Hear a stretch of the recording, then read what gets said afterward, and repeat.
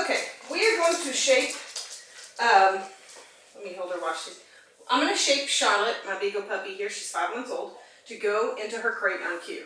She has been introduced to this, so this isn't a puppy that doesn't know this at all. However, I say introduced, I've worked on it once before. So it's not something that we have practiced a lot. So this is how you do shaping. You wait for the dog to offer a behavior that's going to eventually add up to equal the final behavior that you're looking for. So, for example, because the end behavior here is that I want her to go into her crate when I ask, it could be, the behavior depending on the dog, could start out as simple as the dog just looks at the crate. If the dog even looks at the crate, click treat. If the dog moves a step towards the crate, click treat. Anything near the crate or in the direction of the crate, you're going to click and treat in the beginning. And you're going to break the behavior down so small that, like I said, it could be as small as the dog just making a glance towards the crate.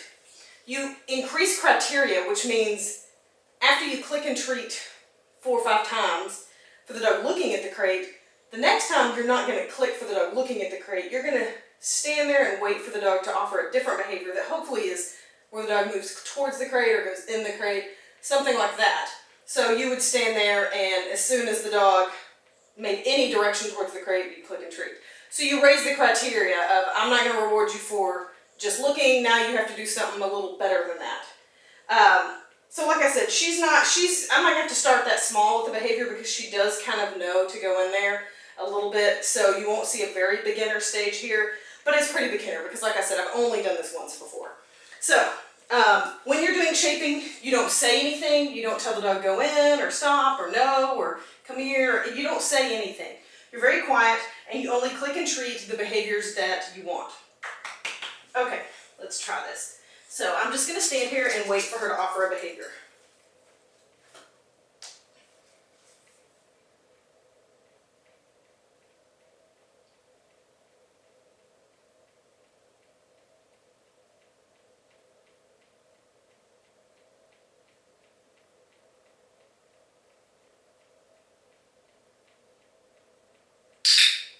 Okay, so maybe she will just do the look at the crate.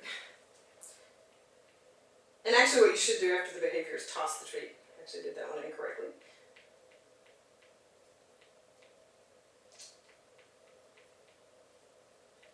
Because she's looking directly at me, I want to look away.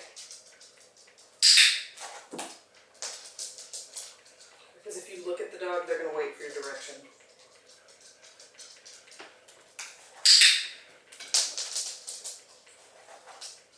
Now once she's reliably going in there, after I throw the treat, her next step is to go in there.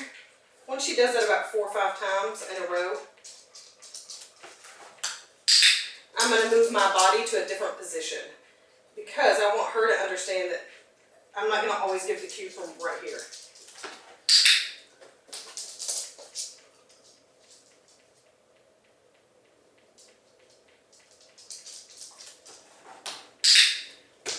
Okay, now I'm going to move.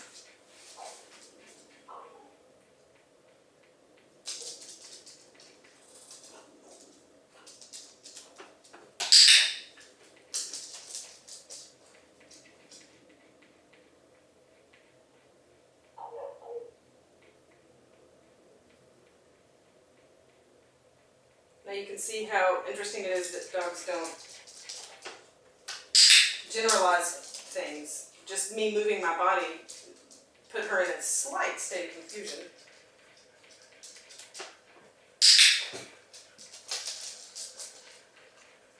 I'm going to move again.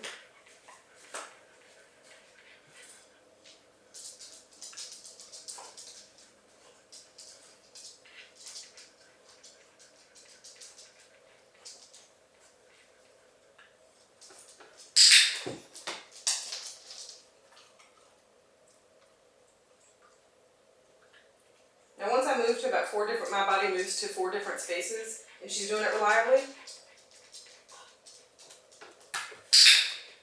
then I'm going to put an unverbal cue, which means I'm going to put whatever the verbal phrase is that I want to say to get her to go in there when I ask.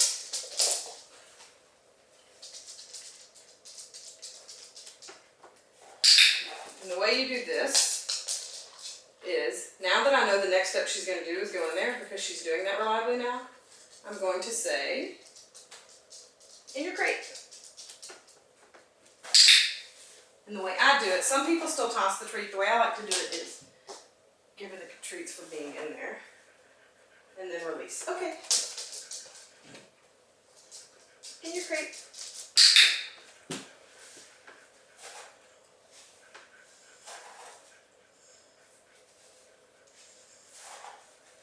Okay. In your crate. Oh, that was premature.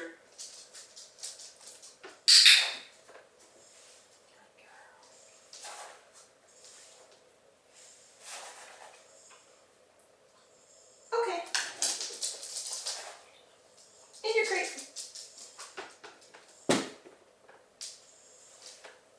Now I'm going to build duration. By doing that, I'm not going to click when she goes in the crate. I'm going to click when the behavior's over, which is the duration of the stay in the crate. See, look, she came out too early.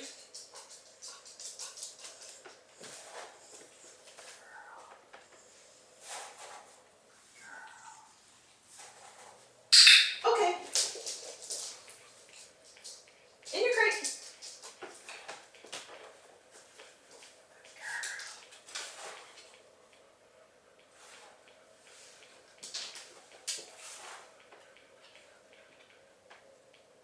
Okay.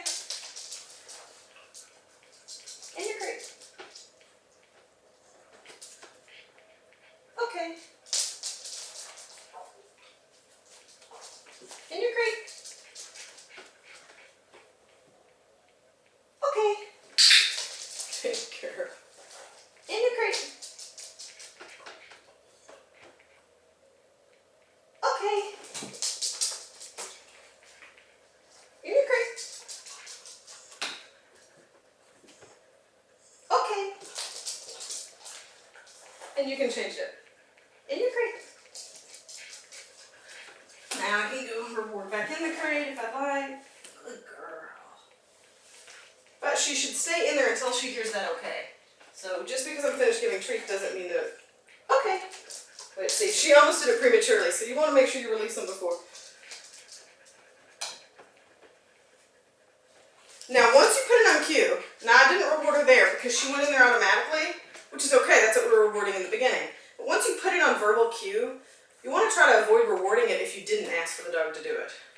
That means the dog won't just start offering all these behaviors. So once they know the cue, they should only do the cue when asked to do it. So I'm going to wait for her to come out, and then I can cue her back. Charlotte, in your crate. Good girl. Good girl. Good girl.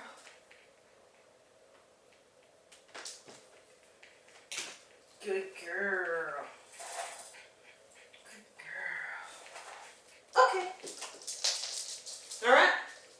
So you can do it that way. You can move around. You can do it from any direction. As you see now, it's a game, which is kind of the point of it, and she likes going in her crate.